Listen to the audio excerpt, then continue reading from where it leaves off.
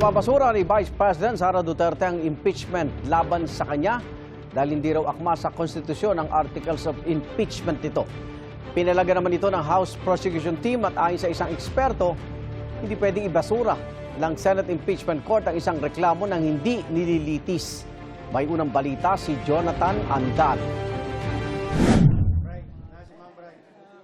Depektibo at hindi raw akma sa konstitusyon ng Articles of Impeachment. Ganyan inilirawan ni Vice President Sara Duterte ang impeachment complaint. Kaya ipinababasura niya sa impeachment court ang mga reklamo laban sa kanya.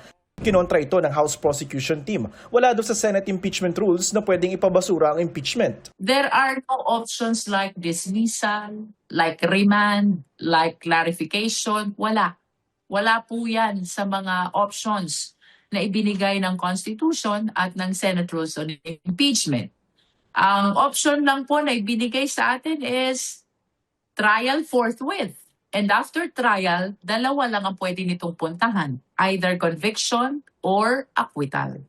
Sabi sa Article 11 ng ating saligang batas, mayroong exclusive power ang Kamara na magsimula ng kaso ng impeachment. Kakailanganin din ng boto na hindi bababa sa 1/3 ng mga miyembro ng Kamara para sa magiging articles of impeachment. At sa oras na may articles of impeachment na, dapat magpatuloy agad ang paglilitis ng Senado. Paliwanag din ni UP Constitutional Law Professor Paulo Tamase, ang sinasabi sa saligang batas ay hindi pwedeng ibasura ng Senate Impeachment Court ang impeachment complaint nang walang paglilitis. Hindi pwede mag-decide yung impeachment court to dismiss the case. No? If you look at the text of the Constitution, what it says is trial. And trial involves really the presentation of evidence. Ang trabaho raw ng Senado, litisin ang articles of impeachment oras na hawak na nila ito. Dahil anya natapos na sa Kamara ang pagkilatis. And therefore, ang trabaho ng Senate now is not to second-guess or review what the House did.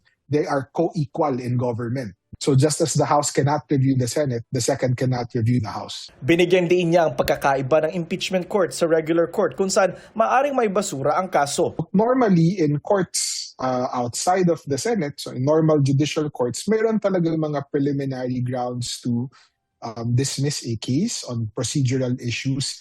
And the reason why the court does that is for one of many possible technical legal reasons. No? What we have is an impeachment proceeding that is really looking out for what is the truth on these important impeachable grounds or issues.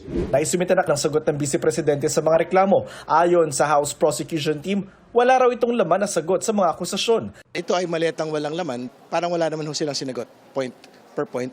We were anticipating na finally makikita na natin yung kasagutan niya dito sa confidential fund, sa bribery, sa unexplained wealth, and even in threat.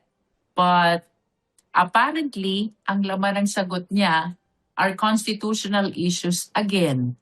I don't know if this is part of their legal strategy that up to this time, wala pa rin tayong nakikitang direktang sagot sa mga allegation of offenses. No?